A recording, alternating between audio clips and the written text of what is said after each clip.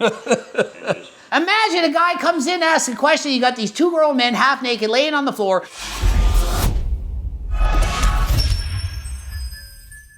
Coach Greg, today's video is on Jujimufu or Jujimufu. However you want to pronounce it. Doesn't matter, there's no rules in the video. So Jujimufu is preparing for a bodybuilding contest. He's looking pretty ripped, and he's got good muscle size definition, and he's gonna do real well in his bodybuilding show. However, he pointed out, hey, I got some weak points. He's looked over the internet, and apparently everyone's talking about his triceps. I never really noticed that his triceps weren't up to par, but after looking a little bit further, I could say, yeah, they're not amazing, but frankly, we all have body parts that aren't as impressive as others. For me, most people will make fun of my calves. Even though they're shredded and look decent, they're not as big as maybe they should be. The strength curves throughout the exercise. So if you look at me doing this exercise here, we know I'm watching the Athlete Next video. All right, turn them off.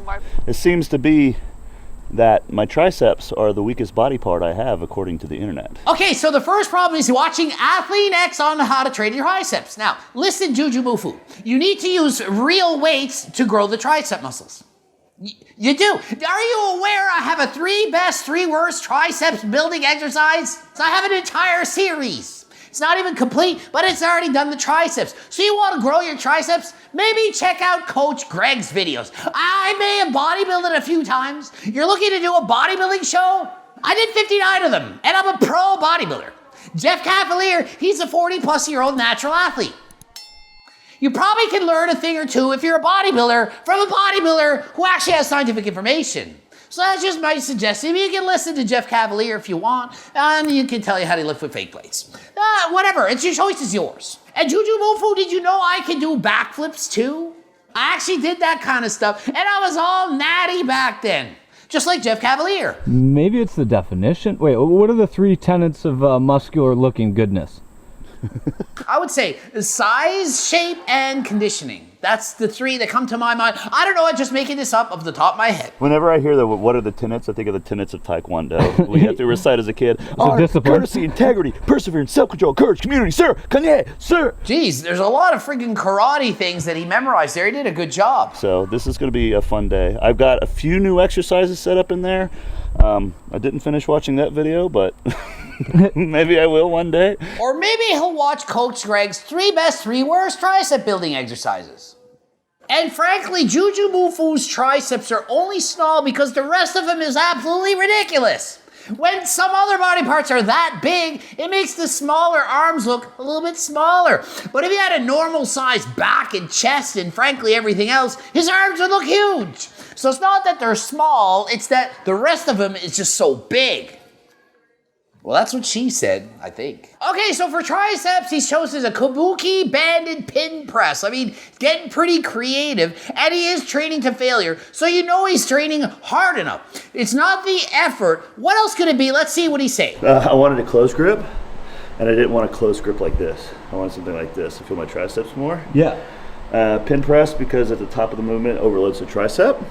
Bands because at the top of movement overloads the tricep. So basically at the top of movement everything is overloading triceps. So I was just trying to get a power exercise for triceps because honestly I think I've been doing too many push downs. So he's been doing too many push downs, which is fine. You can do all those. You don't need to do a shit ton of different exercises. You only need a few different exercises. So he's doing a close grip bench press. Instead of this grip, he liked doing that grip. There's absolutely nothing wrong with that. And he uses bands. What would bands do? It makes it harder at the top of the motion. You are stronger at the top of the motion than at the bottom. So the bands allow for an increased load as he's extending the arm. That's actually a good thing. It's actually a great way to add to the resistance of the exercise. Okay, I've done banded presses like this all the time. Maybe not with the kabuki strength thing, but with a normal bench press and a bar and normal lifting. So he's actually going to get a really good workout from doing that. Maybe his time under tension was a little bit lacking. He could have increased the time under tension of the muscle, perhaps slowed down the exercise just a tad, kept up maybe a 12 to 15 rep range. He's doing partial reps, so he's not having a great range of motion. And maybe the set just didn't take long enough to really fully tax the muscle. okay? Maybe more reps. I don't know. I didn't see if this was filmed from rep 1 or maybe it was the 10th rep in. I don't really know. But I would say keep the reps in a bit higher rep range of motion. That will work the muscle to a greater degree. Some of the reps can be low. You can do 8 reps on some of your sets. Maybe try 12 to 15 on a few of the other sets. Yeah, I think it's your posing too, man. And it's absolutely his posing. In non-pumped, he's doing the arm. He can't flex it completely. He's not getting the arm completely flexed, okay? It's a lot to do with posing. And it doesn't seem like he's got lack of flexibility. The dude's doing the splits and everything, but maybe he's not flexible in the upper body as much as he should be. Perhaps work on the posing, work on your flexibility. Grab your fingers like this, interlocking. So, rather than trying to grab the arm like this as you flex, grab the fingers back here. Then you can extend the arm outwards more and turn and twist to show the tricep. One more thing, you gots to be freaking shredded to see cross striations. I'm pretty lean, I'm at 9%. Jujimufu is probably under 7% body fat, but he's not under 5. He's not 4%. If he was 4%, it would be unreal. Things would be popping out all over the place. Get leaner. He's got plenty of time till the show. He shouldn't actually be that lean right now. You don't need to be 5% body fat year-round to compete. You diet down before the show. He's obviously extremely lean right now, and the striations will come out as you get leaner. You're just not, I don't know, you're just not finding that croissant. Am I getting old? Why is he referring to it as a croissant? I thought it was a horseshoe that was a tricep. Tricep, horseshoe, triceps. Now they're called croissants? Is it a French thing? What's happening right now? There it is, yeah. Just do that, do that, puppy. This one? Yeah, that's nice. It shows the croissant off. Okay. I mean, I got definition freaking everywhere, but I don't have that cross. It's interesting. Yeah, you don't have the cross striations because you're not leaner than last time. You got to get leaner next time. Next time you get leaner, flexing, you'll see more striations. That's how it works. It's a game of who can get leaner than last time. And his friend's actually pretty lean in the tricep, but it's only because some people store body fat differently than others. Some people have shredded triceps, cross striations everywhere, but no abs. Some people have the opposite. They'll have a crazy six-pack like Jujimufu, but no cross-strated triceps. It's just how it works. People carry fat in different areas. It's just simple science. That's all it is. People have varying fat deposits, and when you're not super fucking stupid lean, you know? Boom! His friend is pretty smart. He's like, there's varying fat deposit. You got different fat in different areas. And he's like, you're not stupid lean. I like this friend guy. He knows what he's talking about. Jujimufu, you ain't no rip, dude. What are you talking about? You think you're lean, get leaner. Good on him for telling him what it is. Good on him for telling him what he needs to hear, not what he wants to hear. He wants to hear, yeah, you're shredded. Probably genetics. Or, yeah, you're shredded. If you add in the Kabuku strength program with the bands, you'll get cross-striated triceps. No, you need to diet harder. That's it. Calories in, calories out. Maybe when you get stupid lean for your bodybuilding prep, your triceps come out to play, right? Boom! Triceps come out to play once you get stupid lean. The guy is his coach. He must be his coach. He knows what he's talking about. I still want to do something like a push down for isolation, but I'm thinking about Rich Piana. The granddaddy of the mass builders. When I met him, This is certainly not the granddaddy of triceps building exercises. If Rich Piana said that, he was wrong. Sorry, it's not the granddaddy. No, the overhead dumbbell tricep extension, that is not the #1 exercise to do for the triceps. I'm sorry, it's not even close to that. I know that having a good stretch component in a muscle group is important for helping it grow. And push downs, the stretch component's at the top here. Yeah. But with this, it's like freaking yanking you way back here. But I think it's better with one arm at a time, because when I'm doing it with two arms, I'm like, where do my elbows go? Yeah, it looks like your range of motion is better with one. Okay, so range of motion is important in building a muscle, yes, but you can in fact increase muscle strength and size with no range of motion. Isometric contraction with no lengthening or shortening of the muscle, you can in fact build muscle that way. Now listen, just because you're going through a greater range of motion doesn't automatically mean the exercise is better. You could do, for example, squats. You could go way below parallel. You could squat till your butt literally sets a stain on the floor. floor. Or you could go halfway down, or you could go 1/4 of the way down. It doesn't really matter that you squat all the way to the floor, all the way to the bottom. It could actually get worse. For me, for example, I shouldn't be squatting more than halfway down. That actually makes it worse. So just because it's stretching further doesn't necessarily make it better. And if you stretch too far, sometimes you have to lighten the load so much that you're gonna end up using a little pussy weight. That's right, a little weight the little pussy cat could lift. We don't want that. We want you to still be able to lift a heavy weight under control with good range of motion, but not too crazy. Don't get hurt, don't overstretch the muscle. Don't just think the more it stretches, the better. Just think of it, if you're doing pec flies, don't stretch so far that it feels like it's gonna rip off the bone. Be careful. And just think, he was doing pin presses for triceps, pin press partials. There's a pickle pizza pin press partials. Think about it, it's a lot of peas. He didn't go all the way down now, did he? If it was automatically better to go all the way down, why didn't he go lower on the pin press tricep extensions?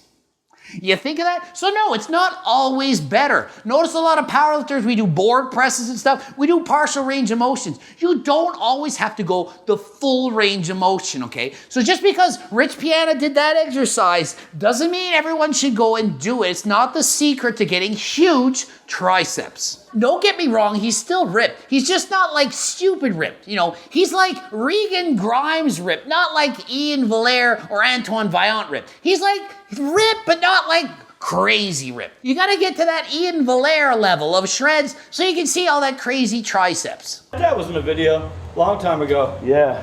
Isometric. Yeah, He doesn't care. Yeah. So apparently his dad is over 40. He can do isometric contractions of holding his body weight in a chin-up position.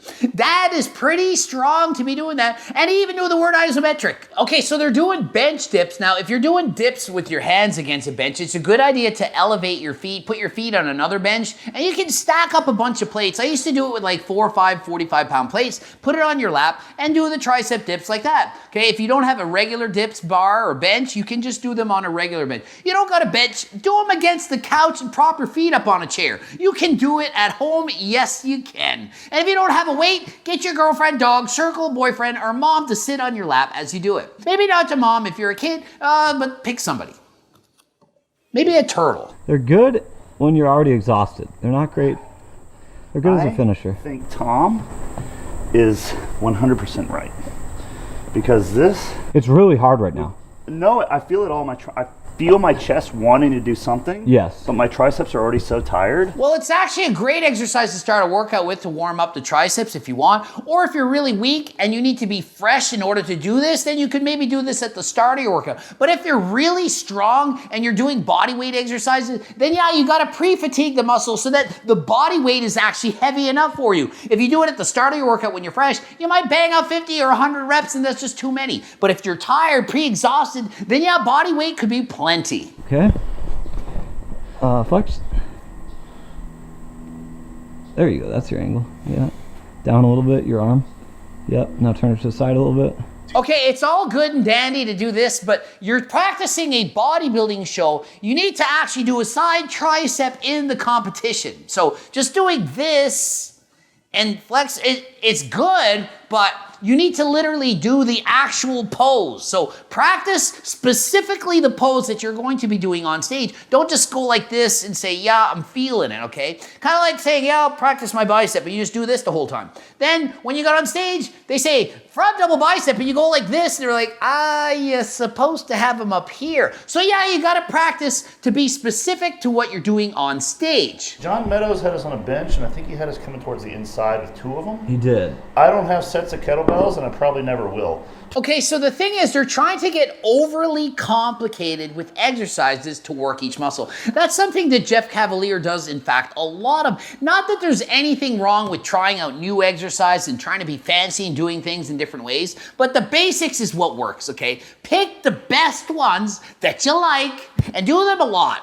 Over and over again. Well, how much is a lot? Well, maybe 10 sets twice a week. Train the triceps twice every 7 days, okay? Some of you are doing these bro split programs from the past. You're training your arms once a week and so on. You need to hit each muscle group twice in 7 days to really maximize muscle growth. Maybe 20 sets total in the week. Maybe that many. If you train to failure all the time, half that many is probably enough. 20 total sets within 2 different days, 10 on each day, for a total of 10 in one session is all you need if you're training hard. I usually do about 8, and I go pretty much to failure on each time. So that's what I'm personally doing as an IFBB pro. You need to work up to that. Start easy, and then go harder and train harder than last time. It's called progressive overload.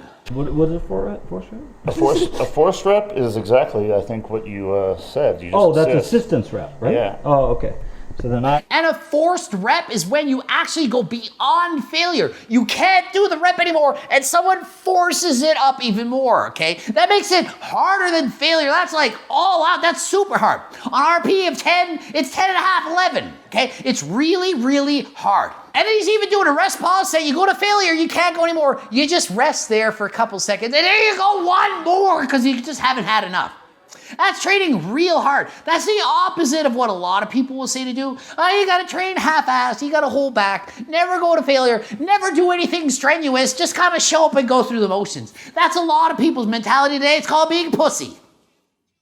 Sorry, it's called being a pussy. You can train like a pussy if you like. There's nothing wrong with that. Train for fun. If you're not making any progress and you haven't tried everything like training hard, try training hard, try that. See if it works out for you. If you're just a beginner, do not go all out. Start from scratch, go easier, and as you get used to it, if you're not sore, then go harder and harder each time. Remember, it takes years to get to the point when you can train like a freaking animal every single day in the gym. Actually, this is really good. I think it might be better with 2 of them, though, to save time. I 100% agree. Way better to do both at the same time to save time and to just not get bored. One exercise and you go real hard, and then you got to do it. You might be like, I'm not going to bother. I'm not going to go as hard on that one. I don't feel like it. Both are at the same time. You work all out, then you can rest. One arm at a time, you're always going. 1 minute there, you got to do the next one, and then you're never actually really resting now, are you? Imagine how strange this would look if someone just walked in off the street to ask you something and it's quiet out here.